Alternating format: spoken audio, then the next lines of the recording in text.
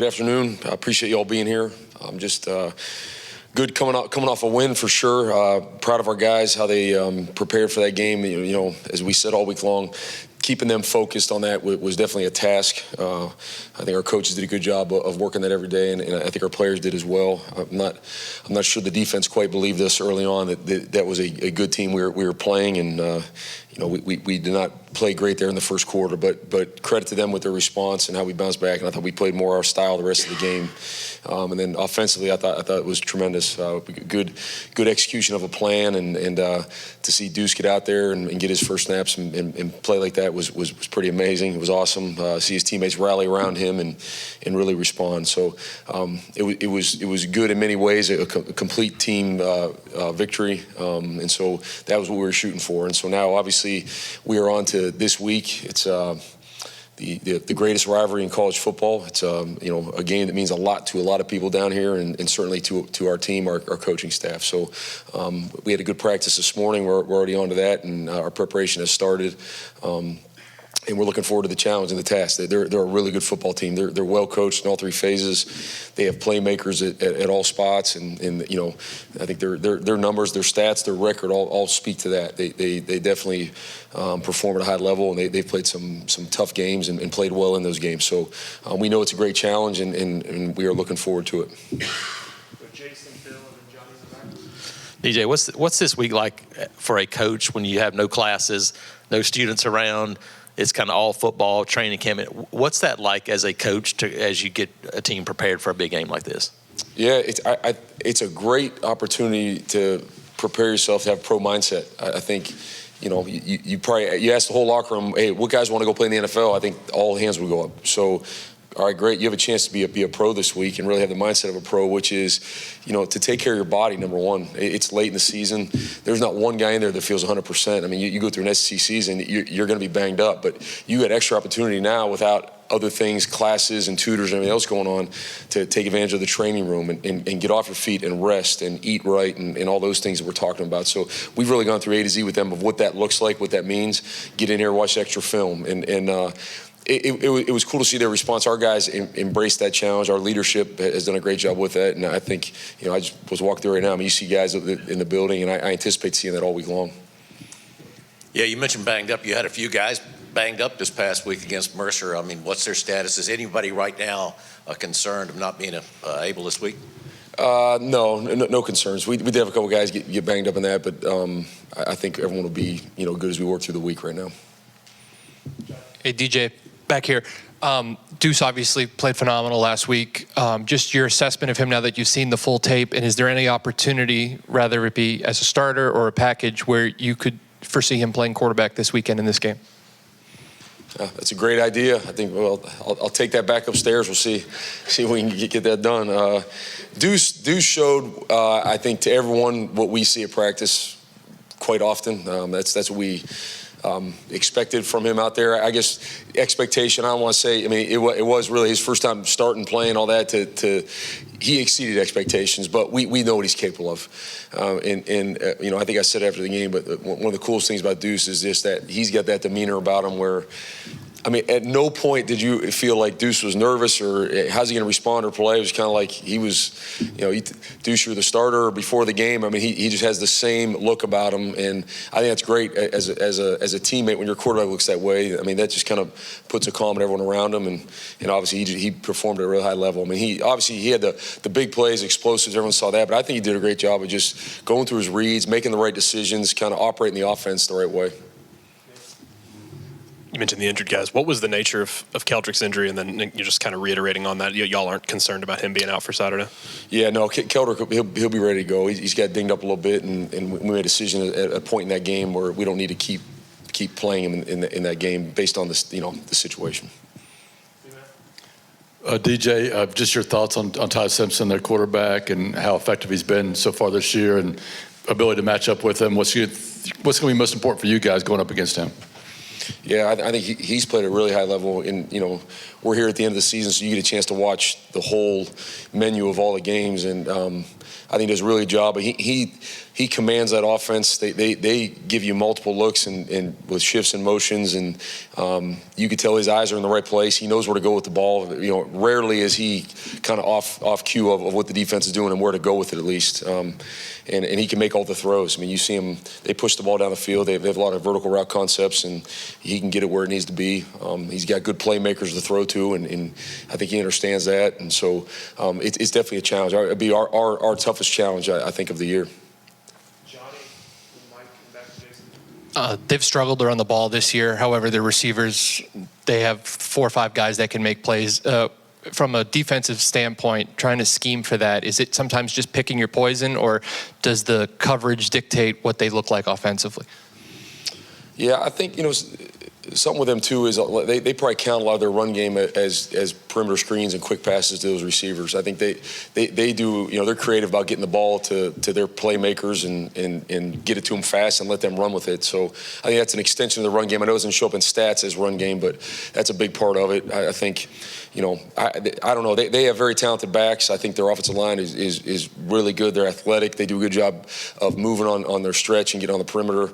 And so you've got to make sure that you can do both, stop the run and defend the pass against them. I don't think it's where they're just a one-dimensional team. Coach, your defense really found their stride in the second half versus Mercer. Since you've been interim head coach, can you talk about the things you've learned about maybe balancing the big picture stuff with also calling a really good defense and how you plan to do that in the Iron Bowl? Yeah, I think, it's as we've gotten further and further removed from when it first happened, it's slowed down a little bit for me. It's a lot like anything else when you start something new. So that first week there's a lot of things coming at you to just get set in place, and everyone wants to come talk to you about whatever their area is and in the right way. Like, okay, coach, how do you want this done? What do you want? So it's a lot of conversations, decisions that distract from other things. As we keep getting further and further from that moment, I think things kind of slow down. People, everyone understands in the building of how we want things done, and it allows me to get back more to being the defensive coordinator and going through game plan and making a lot of those decisions. DJ, having a guy like Ashton who's so experienced, how valuable is that this week, where you has to go from not playing last week to now getting back in here as a starter? How valuable is that experience for him? Yeah, it's crucial, and I think due to that experience, he took the right approach all last week too. I mean, Ashton was very active in practice at both the offensive field and the defensive field. He came over and played quarterback versus our defense a lot of times because I wanted him to keep the speed of the game going, and he helped our defense. And he was, with those guys, with Deuce, with Jackson, very involved in the game plan. So, I think because of that, he approached it the right way, and he'll be just fine. Talking about Ashton, I mean, now that you've had some time to look back at it and think about his performance at Vanderbilt, I mean, for a guy to go from the performance he had against Kentucky 1 week later, have the game that he did against Vandy, what do you think was the biggest difference, not only for him, but kind of the way the passing game executed between those two games? Yeah, I think it was just really like providing him a plan where he have confidence in. We want to build it around him. I felt like his teammates respond well to him, to his leadership, to what he's all about. And it's kind of like, okay, let's really focus on what he does well. Let's focus on who he gets the ball to and make it about that. And I think, credit again to our coaches and to Ashton of executing that. I thought they really did a good job. When you, as a defensive guy, you don't have a lot of time to look at other defenses, but now as a head coach, what do you, when you see Alabama's defense, what stands out about that group on the other side this week?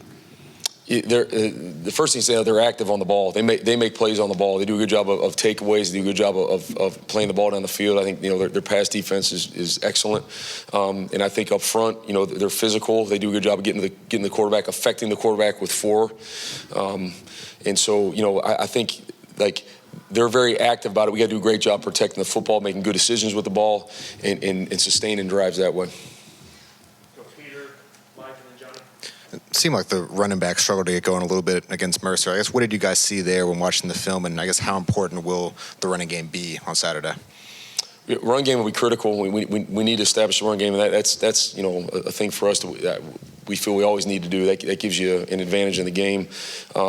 I feel like our running backs will be be ready to go and have a good plan for them. I think, obviously Deuce had a lot of the rush yards in that game, and some of that was designed that way, some of it wasn't. I mean, there was definitely design runs to Deuce. There was also plays where it just, the look wasn't what he wanted, and he took off and ran and did a great job with it. And I think the game just kind of went that way based on the style of defense they were playing. Coach, after the Vanderbilt game, you in the locker room, you mentioned that everyone in the country was calling your players, and you praised their focus in the midst of that turmoil. How focused is the team headed into the Iron Bowl, and where do you stand in that standpoint?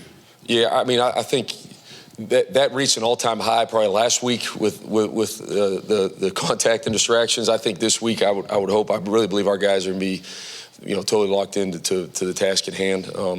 And that's certainly the challenge. And all we do, we talk about it every day. We address it every day, and we hit it head on with them. And it is what it is. It's the environment we're in. There's nothing, you're going to do to stop that. So it's just let's address it and get their minds in the right place. And I do feel like it starts with leadership. And I think our leaders on our team are tremendous, and they will have challenged their teammates and everyone to stay where your feet are, stay locked in, and we're part of something bigger than ourselves, and we're gonna be accountable to that. TJ, coaches have different ways of pushing buttons and motivating their group. In a week like this, is the message more motivation-wise, hey, let's play a bowl game, keep this thing going, or hey, we can spoil our biggest rival season? The message is go 1-0. Every week, our whole goal is to go 1-0. It's a fight. It's a challenge every week. Today was a Monday, and there's things we do on a Monday to help us get to 1-0. And it's about your preparation. You don't just, get excited on Saturday to go win a game. It's the preparation. So I think it's important to keep our guys in a routine. They know what a Monday looks like. They know what a Tuesday, Wednesday, and so on. And that's it. And that's, as coaches, we're the same way. You got to just get your head down and work on and get the things done you're supposed to get done on each day. DJ, on Ty Simpson again, just how important is it going to be to put pressure on him? He seems like quarterback, when he's not pressured, he can really pick apart a defense. Yeah, I think, probably like when you start talking about guys that are very effective at the quarterback position, you've got to be multiple in what you do. I don't think it's any one thing. I think if you let them get in a rhythm of what it is you're doing, whether it's, type of coverage or pressure or not, or, 3-man, 4-man, 5-man rush, whatever it is, right, they'll figure that rhythm out and know where to go with the ball and beat you on it. So to me, it's being multiple in what you do. In these rivalry-type games, obviously you expect close games. How important is it to have a guy like Alex? Obviously, the way he's kicking the football, his confidence right now, to have that confidence in the kicking game, how big of a deal is that going into Saturday? Yeah, man, it's critical. I think, his teammates, coaches all have confidence in him, and you get to a certain spot on the field, and you feel good about knowing we got 3 here, and it helps your play calling too to know, okay, let's be smart and let's understand, we don't take any crazy chances here. We got points right now, and obviously you want to get more, you want to get 7. We're going to have to convert in the red zone touchdowns, but to have that is huge. We saw Sylvester ejected, last week for targeting. He's going to miss the first half of this game. How important is it for some other guys to step up, and who are you looking to step up? Yeah, I mean, we're just going through the reps today, practice. You got to manage those reps now and understand, all right, well, what's he doing during the first half? What's he doing at halftime to get him ready to play and go through all that? Obviously feel for him because it's a game so important for him personally, but I mean, he'll still get to play in it. And, I thought that hit was close. It was kind of bang, bang. I see why it was called. I think he can do a better job keeping his head out of it. But, I've also seen worse not called too. But so we'll plan on that. We've rotated, played a lot of guys on defense. So it's not any tremendously new faces. It's going to be guys that have already been playing. I think the number's like 20, it's either 25 or 26 to 31 guys in every game we've played on defense. And excluding the last game, we were up near 40 guys on defense that game. So, we've played a lot for all these reasons, whether it's an injury or, a guy gets ejected from the game for targeting or whatever it might be. It's like you got to have the next guy ready to go and not have a drop-off. And I feel very good about that based on the experience our guys have. DJ, with your upbringing in Ohio and then coaching at Michigan as well, I feel like you probably have an understanding of that rivalry. What makes you say that Auburn, Alabama is the best, and what have you kind of come to know about this rivalry being here a couple years? I mean, this rivalry runs deep, and it's interstate, and it's the history of it and the game being played in Birmingham and then finally moved here. And obviously with some of the things that have gone on over the past, I mean, we did spend some time this morning in team meeting just educating our guys on it. We have other guys from all over, and some guys new to the team, transfers that don't, it's not the old days where you got freshmen that have been on the roster for 5 years and understand all that. So I thought it was big we spend time on that today and just educate our guys a little bit about the rivalry. And it is. I mean, it's what I don't care where you live or where you're from. You know about the Iron Bowl, and certainly, to this area, there's nothing bigger. Coach, it's been an up and down season for the secondary this year. What's kind of been the conversations this week with the coaches, to ensure a positive performance against Bama's elite receivers? I mean, there's no different conversation than any other week. We're going to prepare it the same way, and we take on every challenge and evaluate their guys and break down their personnel and what they do, and so that's how we do it. Our guys, we got veterans back there that have played really well for us, so they'll respond the right way. Coach, just to wrap up, could you talk about what a win in this game would mean to you, knowing the weight of the rivalry and this being a team that you took over and they seem to believe in you? Our whole goal as a team is to go 1-0, and that's it. So we're focused on that one day at a time. I mean, I think for our team it'd be a tremendous thing for our guys to come together and go accomplish that together. And that's. Our guys are so far. We're one day in. They prepared the right way today. So then we're going to go tomorrow and make sure we check that box. We got the right Tuesday done, and just take it one day at a time. And I think when you do it that way, handle it that way, I think more often than not you get the results that you want.